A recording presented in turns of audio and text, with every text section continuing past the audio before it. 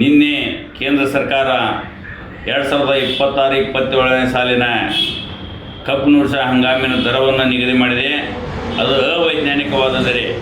ಮಾನ್ಯ ನಮ್ಮ ಪ್ರಧಾನಮಂತ್ರಿಯವರಾದಂಥ ಮೋದಿಜಿಯವರೇ, ಈಗ ನೀವು 100 ರೂಪಾಯಿ ಮಾತ್ರ ಹೆಚ್ಚು ಮಾಡಿರಿ.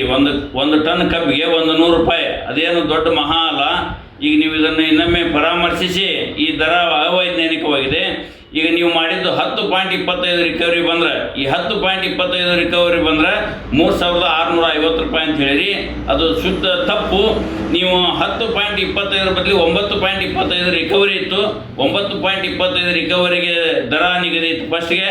ಅದನ್ನು ನೀವು ಕೇಂದ್ರ ಸರ್ಕಾರಕ್ಕೆ ನೀವು ನಿಮ್ಮ ಸರ್ಕಾರ ಬಂದಿಂದನೇ ಅದನ್ನು 10.25 ಒಯ್ದು ಕಾರ್ಖಾನೆಯವರಿಗೆ ಅನುಕೂಲ ಮಾಡಿದ್ರಿ. ಅದರಿಂದ ಕಾರ್ಖಾನೆಯವರಿಗೆ ಅನುಕೂಲವಾಗಿದೆ ವಿನಾ ರೈತರಿಗೆ ಬಹಳ ತೊಂದರೆಯಾಗಿದೆ. ನೀವು ಅದನ್ನು ಕೂಡಲೇ ಹಿಂಪಡೆದು ಈ ನಮಗೆ 4600 ರೂಪಾಯಿ ದರ ನಿಗದಿ ಮಾಡಬೇಕು. ಒಂದು ಟನ್ ಕಬ್ಬಿಗೆ ಕಟಾವು ಸಾಗಾಣಿಕೆ ವೆಚ್ಚ ಕಾರ್ಖಾನೆಯವರೇ ಭರಿಸಿಕಬೇಕು. 4600 ರೂಪಾಯಿ ದರ ನಿಗದಿ ಮಾಡಬೇಕು. ನೀವು ಯಾವ ಆಧಾರದ ಮೇಲೆ ಈ ದರ ನಿಗದಿ ಮಾಡಿದ್ರಿ ಅಂತ ನಮ್ಗೆ ಅರ್ಥ ಆಗ್ತಿಲ್ಲ.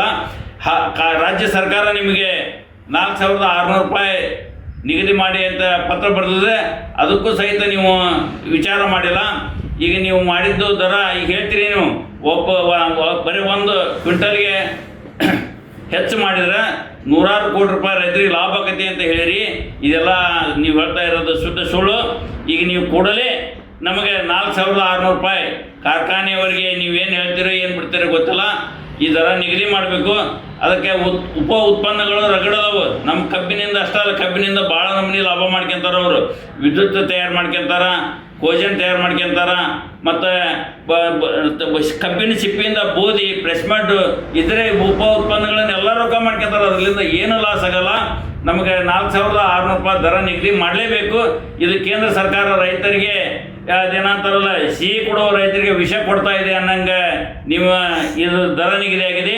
ಇದನ್ನು ಇನ್ನೊಮ್ಮೆ ನೀವು ಪರಾಮರ್ಶೆ ಮಾಡಿ ರೈತರಿಗೆ ಕೇಂದ್ರ ಸರ್ಕಾರ ನ್ಯಾಯ ಕೊಡಬೇಕು.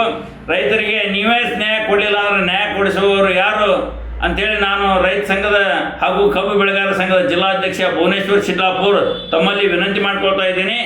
ಮತ್ತೊಮ್ಮೆ ನೀವು ಪರಿಶೀಲನೆ ಮಾಡಿ ನಮಗೆ 4600 ರೂಪಾಯಿ ದರ ನಿಗದಿ ಮಾಡಲೇಬೇಕು. ಮತ್ತು ಕಟಾವು ಸಾಗಾಣಿಕೆ ವೆಚ್ಚ ಕಾರ್ಖಾನೆಯವರೇ ಭರಿಸ್ಬೇಕಂಥೇಳಿ ನಿಮ್ಮ ಮುಖಾಂತರ ನಾನು ತಮ್ಮಲ್ಲಿ ಮನವಿ ಮಾಡ್ಕೊಳ್ತಾ ಇದ್ದೀನಿ.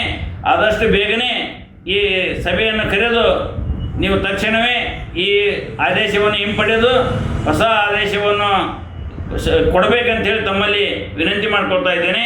ನಮಸ್ಕಾರ.